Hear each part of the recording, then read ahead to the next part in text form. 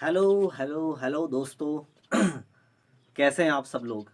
और आज मैं आपको कुछ बातें करने आया हूँ आपसे, है ना, आपके रिप्रेजेंटेशन की। चलिए बताइए किस किस को अच्छा लगता है ना, कि अपने आप को रिप्रेजेंट करना, बहुत अच्छे कपड़े पहनना, अच्छे बाल जमाना, है ना, अच्छे बाल बनाना, बिल्कुल अपने आप को एकदम परफेक्ट रखना, अप टू डेट रखना, है ना। उसी को हम बोलते हैं रिप्रेजेंटेशन, है ना। तो हमारा रिप्रेजेंटेशन कैसा होना चाहिए, है ना, वो तो हम अच्छे से जानते हैं। लेकिन जो इस आ, हमारे जिस एजुकेशन सिस्टम में जिस एग्ज़ाम्स को देने का जो तरीका है हमारा, वो है इन रिटन, लिखने में। और हम वहाँ पर कॉपी में अपीयर नहीं हो सकते। इसलिए कॉपी में हम अपनी पूरी जान डाल देना चाहते हैं, है ना। और कॉपी में यदि आपने पूरी जान डाल दी है तो समझ सकते हैं आप, बहुत मेहनत करके तो आपका रिप्रेजेंटेशन बहुत ही अच्छा होगा, कमाल का रिप्रेजेंटेशन होगा। ने आपकी कॉपी को देख के लग जाना चाहिए कि वाह क्या कॉपी है, मज़ा आ गया, इतना अच्छा लिखा है, गज़ब है। तो उसी को मैं लेके आया हूँ यहाँ पर आपके लिए, how to write answers in specially in your board exams. आपकी नॉर्मल एग्जाम में तो आप लिखिए ही लिखिए, बट बोर्ड एग्जाम्स में हमारी रिस्पॉन्सिबिलिटी बहुत ज़्यादा बढ़ जाती है, बिकॉज अपेक्षाएं बहुत ज़्यादा बढ़ जाती है लोगों की हमसे और हमारी एग्ज़ाम से। तो इसलिए सबसे पहली बात मैं आपको कहना चाहूँगा, मैंने पहला पॉइंट जो लिख रखा है वो आपका है इंटेलिजेंट वर्सेस अवेयरनेस। ठीक है, तो आप बताइए आप किसको नंबर्स देना चाहेंगे सबसे ज़्यादा, इंटेलिजेंस को और अवेयरनेस को, किसको देना चाहेंगे। ऑब्वियसली बात है इंटेलिजेंस को, है ना। आप कहेंगे कि व्यक्ति अगर पागल है तो फिर अवेयरनेस का क्या ही मतलब है। तो इंटेलिजेंट और अवेयरनेस यहाँ पर दोनों ही ज़रूरी है, मैं आपको कहूँगा। लेकिन मेरे अनुभव से, मेरे एक्सपीरियंस से, मैंने जब जब देखा है कि बहुत ज़्यादा इंटेलिजेंट बच्चे भी अवेयरनेस की कमी की वजह से क्या होते हैं, मिस्टेक्स कर जाते हैं, गलती कर जाते हैं। ठीक है, कुछ सिली मिस्टेक्स हो जाती है जिसकी वजह से उनको नंबर्स कम आते हैं या वो चिड़चिड़े हो जाते हैं, अच्छा नहीं लगता उन्हें देते हुए। तो प्लीज़ ये एक एग्ज़ाम देने का जो पैटर्न है ये आपके घर से ही स्टार्ट हो जाता है। तो हम आपके घर से जाने की बात करते हैं यहाँ से। जैसे ही आप एग्ज़ाम्स देने जाते हैं तो सबसे पहली बात क्लैरिटी, पॉजिटिविटी मैंने लिख रखा है यहाँ पर, वो इसीलिए लिख रखा है दोनों पॉइंट को, बिकॉज आप जब घर से यहाँ से जाते हैं तो आप में कितना क्लैरिटी है, एग्ज़ाम को लेकर आप में कितनी पॉजिटिविटी है, आप फालतू की बातों पर कितना ध्यान नहीं दे रहे हैं, जिससे आपकी एनर्जीज कितनी बचा रहे हैं। एनर्जीज बचेगी तो फोकस बढ़ेगा, सही चीज़ों पर फोकस बढ़ेगा। फोकस बढ़ाने के लिए हम अवेयर हैं कि नहीं है, हमारे लिए मेरा ये क्वेश्चन है आपसे। फोकस बढ़ाने के लिए हम अवेयर कितना है। तो प्लीज़ आप इस वर्ड को अपने लाइफ में उतारिएगा कि अवेयर आप कितने हैं, अवेयरनेस कितनी है आपकी, वो बहुत ज़्यादा ज़रूरी है आपकी एग्ज़ाम्स में जाते टाइम। तो प्लीज़ आप, कौन आपसे कौन सी बातें कर रहा है घर से एग्ज़ाम के जाने में, क्या बातें कर रहा है, किस तरह से बातें कर रहा है, उनको आप छोड़िए।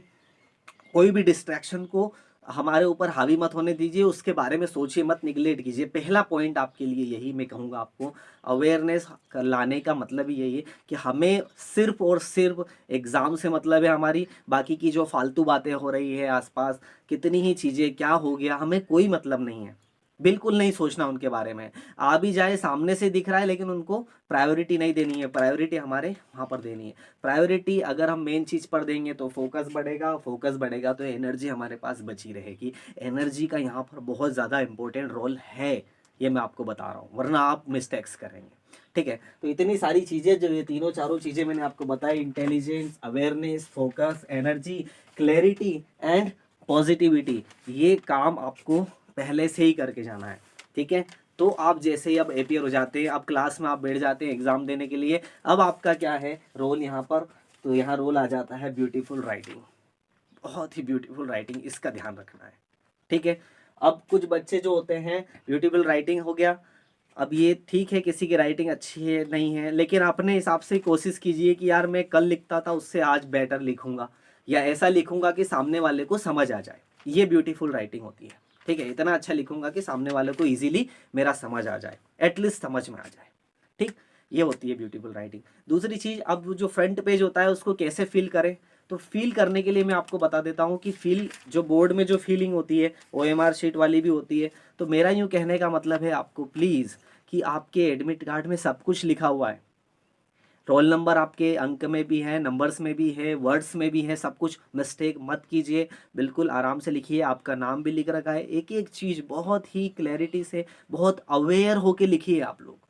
कोई जल्दी नहीं है आपको, वहाँ पर आराम से। बिकॉज क्या होता है ना, जैसे ही आप मिस्टेक करते हैं, डेट की जगह आपने सब्जेक्ट नेम लिख दिया, और जैसे ही सब्जेक्ट नेम लिख दिया, इन्विजिलेटर ने आके बोला कि अरे ये क्या कर दिया तुमने, गड़बड़ कर दी, तुम्हें इतना भी नहीं आता, ये वो, आपका माइंड डाइवर्ट हो गया है, डिस्ट्रैक्शंस आ गए हैं आपके माइंड में, फिर आप उतना अच्छा परफॉर्म नहीं कर पाएंगे। देखिए बात बहुत छोटी है, लेकिन आपके माइंड पे फोकस को हटाने वाली है। आप अपने आप को ऐसा नर्वस फील करने, ये क्या कर दिया मैंने, मैं क्या इतना गधा हूं। वही आ गई बात कि आप इंटेलिजेंट तो थे लेकिन अवेयर नहीं थे, इस वजह से ये हुआ है। तो प्लीज थोड़ा सा अवेयर होइए कि हमें किस तरह से फील करना है उन चीजों को, उसके लिए अवेयर रहिए। पहली एक बात हो गई। दूसरी, अब जैसे ही आप पेज है तो लाइनिंग होती है, ऐसी लाइन जो होती है वो खींची हुई रहती है। अब आ जाते हैं हम यहाँ पर, मैंने सेक्शंस लिख रखा है, जो भी आपके पेपर में जितने भी सेक्शन है, अच्छी बात है, section A B C D, तो सेक्शन से स्टार्ट कीजिए, है ना। सेक्शन ऐसा नहीं कि सेक्शन बी पहले लिख दिया है, ये गलती मत कीजिए। सेक्शन ए लिखिए पहले।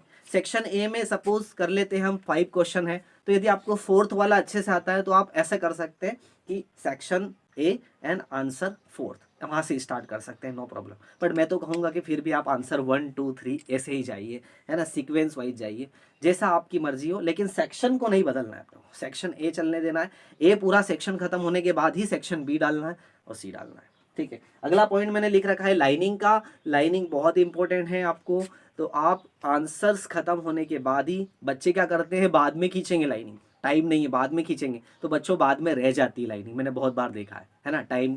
तो पहले आंसर के बाद में एक लाइन आपकी ऐसी होती है, एक लाइन जो होती है वो, एक लाइन तो ये है आपकी, सपोज कर लीजिए ये लाइनिंग चल रही होती है यहाँ पर, ये लाइनिंग और ये लाइन, इस तरह की लाइन है। तो सपोज कीजिए यहाँ पर आपका कोई आंसर खत्म हुआ है, तो आप है ना इस लाइन पर क्या कीजिएगा, इस लाइन पर अपनी स्केल से एक लाइन खींच दीजिएगा, बढ़िया। एक ही लाइन खींचिएगा तो ये हो जाती है 2 लाइन, लाइन के नीचे, ताकि बहुत प्यारी भी लगती है, वो बहुत अच्छी लगती है। और एक ही लाइन खींचने की जरूरत है, वो खींचने के बाद ही क्या लिखिए आप, आंसर लिखिए अगले क्वेश्चन का, ठीक है। फिर क्वेश्चन जैसे ही सेक्शन खत्म होता है, सेक्शन ए खत्म होता है, तो आप क्या कर लीजिए, ये 2 लाइन तो है, इस लाइन के नीचे एक लाइन और खींच दीजिए, सेक्शन खत्म होने के बाद में बता रहा हूँ आपको।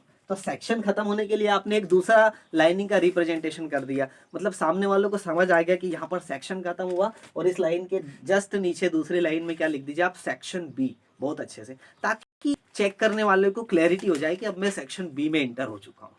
तो सेक्शंस इसीलिए मैंने यहाँ पर लिखा, सेक्शन और लाइनिंग का बड़ा तालमेल है, आप इसको मैनेज कीजिएगा, बैलेंस कीजिएगा, सबसे बड़ी बात तो, ठीक। इतना करने के बाद मार्क्स पे आ जाते हैं। मार्क्स इसलिए लिखा यहाँ पर, जैसे कि 2 मार्क्स का क्वेश्चन है, 3 मार्क का क्वेश्चन है, 4 मार्क का क्वेश्चन है, तो ऐसा तो नहीं है आपके 2 मार्क्स के क्वेश्चन में पूरा का पूरा पेज लिख रहे हैं, या 3 मार्क्स के क्वेश्चन में आपने 3 लाइन ही लिखी है ना। तो यदि 2 मार्क्स के क्वेश्चन की हम बात करते हैं, तो वहां पर हम आपको मैक्सिमम टू मैक्सिमम 2 मार्क्स के क्वेश्चन में आपको 3 to 4 लाइंस चलेगा, नो प्रॉब्लम है। 3 मार्क्स के क्वेश्चन में 5 to 7 लाइंस आप लिख सकते हैं। ये डिपेंड करता है सब्जेक्ट पर भी बेटा, ठीक है। तो सब्जेक्ट पर भी ये डिपेंड करता है, मैं नहीं कहूँगा आपको कि किसी किसी सब्जेक्ट में अलग अलग चीज़ें होती है, बट ये आप ध्यान रख लेना इसका, ठीक है। मैं सिर्फ ये कहूँगा कि यहाँ बैलेंस बना के रखिएगा, ऐसा नहीं है कि कम नंबर है और उसी में ही चल रहे हैं। एक्चुअली होगा क्या कि जिस क्वेश्चन को आप टाइम दे रहे हैं, वो टाइम आप देते जा रहे हैं, लेकिन सही टाइम जहाँ देना चाहिए वहाँ नहीं देते हुए आपको टाइम कम पड़ेगा, फिर आप जल्दी जल्दी करेंगे, और जल्दी करने में बहुत ज़्यादा गड़बड़ होती है। तो सबसे पहले एक टाइम का इशू भी आ जाता है, यहाँ पर मैंने डाला नहीं है, एक टाइम भी अपने बार बार आप टाइम को थोड़ा सा मैनेज करते हुए देखिएगा कि हम टाइम कितना हो रहा है, हम कितना कर चुके हैं, कितना टाइम हो गया है, हमने कितना कर लिया है। तो वो भी एक बहुत अच्छा है। यहाँ पर मैं टाइम भी लिख देता हूँ आपके लिए, तो टाइम का भी आप बेस्ट ध्यान रखिएगा, special in case of board exams में। चेकिंग और रीचेकिंग अब आ जाती है, हमने पूरा पेपर कर लिया आराम से, टीचर ने बोल दिया 10 मिनट्स बचे हुए हैं, चेकिंग का बड़ा ध्यान रखिएगा, है ना। चेकिंग का ध्यान इसलिए रखिएगा क्योंकि चेक करना की जो आदत है बच्चों की, वो बहुत ही गलत तरीके की हो गई, बहुत ही ऐसी हो गई, जैसे कहते हैं ना कि आदत हो जाती है तो अब नहीं होता है ना। मतलब वो तो चेक करने की आदत हो गई सिर्फ पेज पलटने की, प्लीज़ उस आदत को थोड़ा सा चेंज कीजिए। पहले चेकिंग आप कैसे करेंगे, आंसर नंबर से। आपने सपोज आंसर नंबर 1 डाला है, तो क्या वाकई में ये वही उसका आंसर है, आंसर डाला है या नहीं डाला है, नंबर डाला है या नहीं डाला है ना, इसका ध्यान रखिएगा आप। तो सबसे पहले वो चेक हो गया। दूसरी बार आपने क्या लिखा है ना, ओवर राइटिंग नहीं करना है ना, बहुत ज़्यादा कि कहीं गलत हो गया है तो 2-3 मार्क्स आपने, क्योंकि जैसे ही आप ओवर राइटिंग करते हैं तो एक्चुअली होता क्या है इस ओवर राइटिंग की वजह से, कि दूसरे पेज पर भी वो इधर छपने लगता है। तो जब आप इधर भी लिखते हैं तो वो इधर का रिप्रेजेंटेशन भी क्या करता है, खराब करता है। भाई हमें तो ब्यूटीफुल रिप्रेजेंट बताना है ना, कि हम इतने अच्छे हैं, इतने प्यारे हैं, है ना, इतने प्यारे हैं हम।